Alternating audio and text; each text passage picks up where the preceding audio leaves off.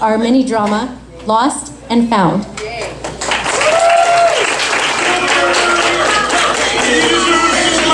No, please, stop! No, have mercy! Oh, no, please, stop! Stop!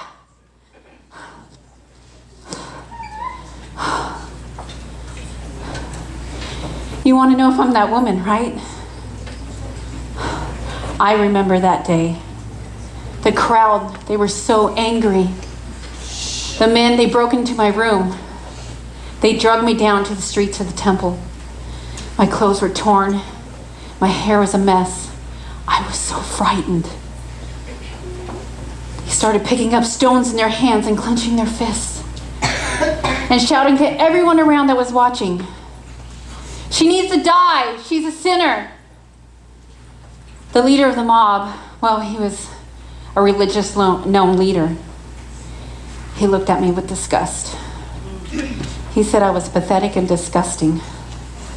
There was no hope, no mercy, just hatred being hurled at me.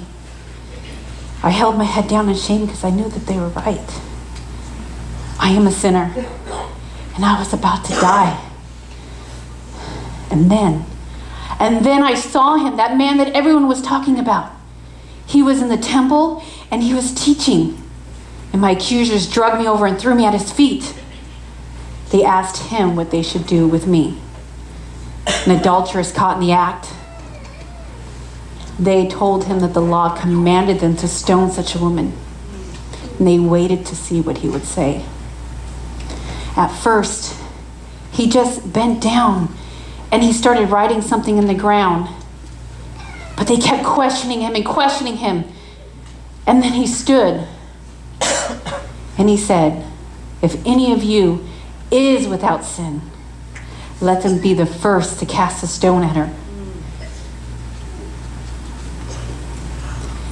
But they kept on pestering him. But then he just swooped down and he started to write again. I don't know what he wrote, but when I looked up from where he was writing, I saw this hateful crowd start to leave one by one, dropping their stones and leaving until only he was left. I looked up and our eyes met, and shame swept across me. And I quickly looked away for fear of more condemnation. And then he told me, "Woman, where are they? Has no one condemned you?" "No, sir," I said. And then he said, "No, neither do I condemn you." He didn't condemn me. I can hear kindness in his voice and love for me. And this time, when I let myself look into his eyes, my heart and my soul just sank inside, and this warmth and this peace flooded over me like I've never experienced before. Who was he?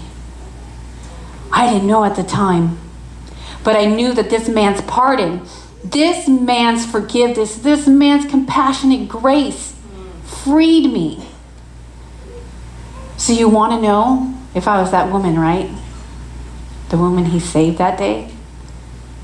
No, not anymore. That woman died, and I got a brand new life. I was lost, but then he found me, and my whole world has changed. And now I live to serve Jesus, the Christ. And now I live to honor him. I hated getting water at the well. I hated it.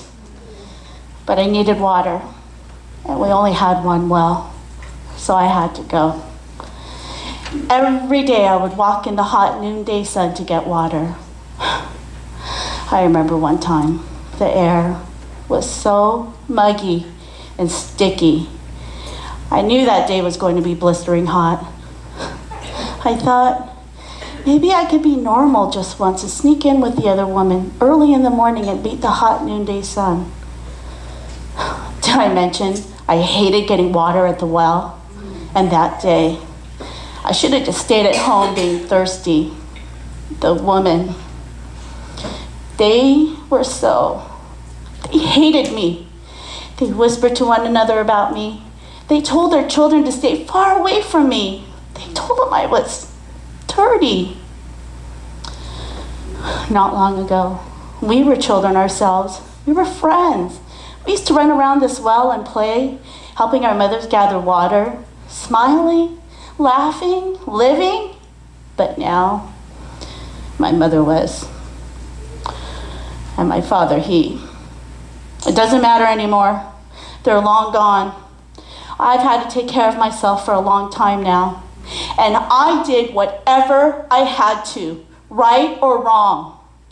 All these years, thirsting for a better life. But now, this was my life. Barely allowed to drink a cold cup of water with any dignity. I've had to bear the burden of feeling unworthy, bear the burden of the hot, blistering noonday sun. But one day, my life changed forever. It was another hot day when I arrived at the well. I was alone, of course. But then, he came. This man. There was something different about him. He walked to the well, wiped his brow, and sat down at the edge of the well not far from me. I thought of turning around and taking a long walk back home. But I was so thirsty. At first, I was afraid.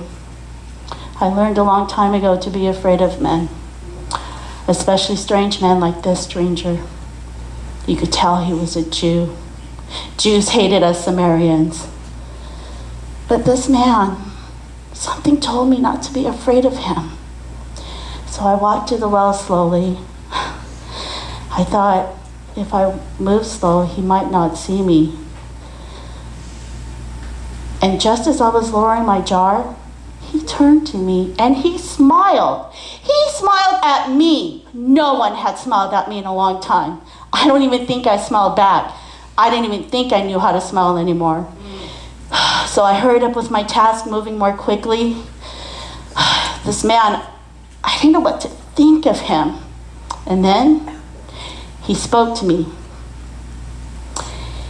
He asked me for a drink of water, and I almost dropped my jar. No man ever spoke to me, not in public, not unless they wanted something from me. I told him I was a Samaritan, a woman. I reminded him that he was a Jew. He smiled again. And as he was leaning in, he asked me if I wanted living water. Living water? He said if he gave me this living water, I would never thirst again. I thought he was crazy. But it sounded so good to never have to come to this horrible well again. So I told him, yes, give me this water so that I won't get thirsty and have to keep coming here. Then he dropped the ball. Go, call your husband and come back. He knew. I knew he knew. Was he testing me? Did he know that I didn't have a husband? In fact, that I had had many men in my life? Suddenly, I felt ashamed. That shame of a noonday walk to the well. I wanted to hide while standing right in front of him.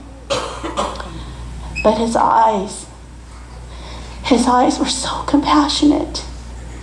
It was as if he spoke into this dark part of my life, not to condemn it, but to tell me that he sees me.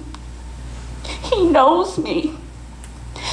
And all I saw in his eyes was nothing but love for me without any condemnation at all. And then he told me something truly amazing. For ages, we have waited for God's chosen one, the Messiah. He asked me if I believed in that promise, and I told him yes, with all my heart. He smiled again, leaning in a little closer. He said to me, I The one speaking to you am he. And I had no doubt about it that he was the Messiah, standing right in front of me. I couldn't contain myself. I ran back into town forgetting my water jar, and I told everyone that I meant the Messiah. I told them my story, and they listened. They listened to me. They believed me. My life changed that noonday since I met Jesus. I haven't been the same. I was so lost before I met Jesus. And when he found me, my soul drank in his living water, and he delivered me out of my shame. And now, I walk to the well each morning with my head held high, look for opportunities to share the love of Jesus with anyone who wants to listen.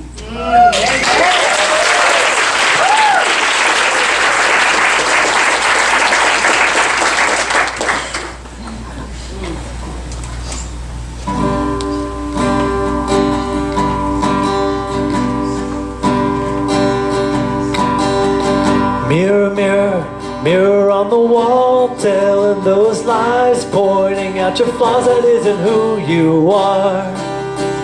That isn't who you are.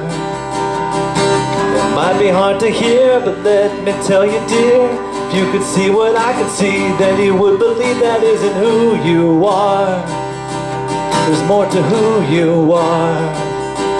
So when it's late, you're wide awake, too much to take. Don't you dare forget that in the pain, you can be brave. Hear me say, I see you dressed in white, every wrong made right.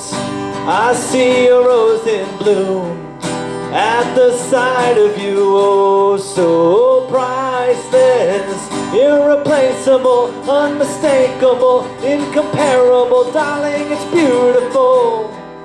I see it all in you, oh, so priceless.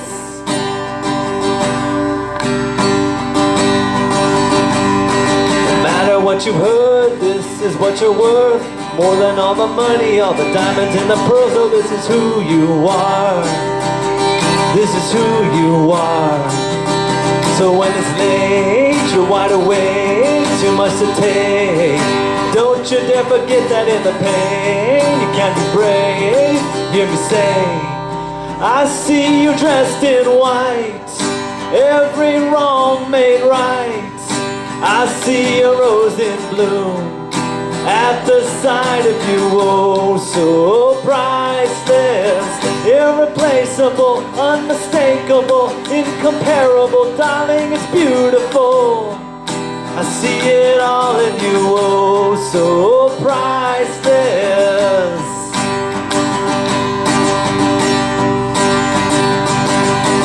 Sisters, we can start again. Give honor to the end. Love, we can start again. Brothers, we can start again. Give honor to the end. Yeah, we can start again. I see you dressed in white, every wrong made right. I see a rose in bloom at the sight of you. I see you dressed in white, every wrong made right. I see a rose in bloom at the sight of you, oh so priceless. Irreplaceable, unmistakable, incomparable, darling, it's beautiful. I see it all in you, oh so priceless.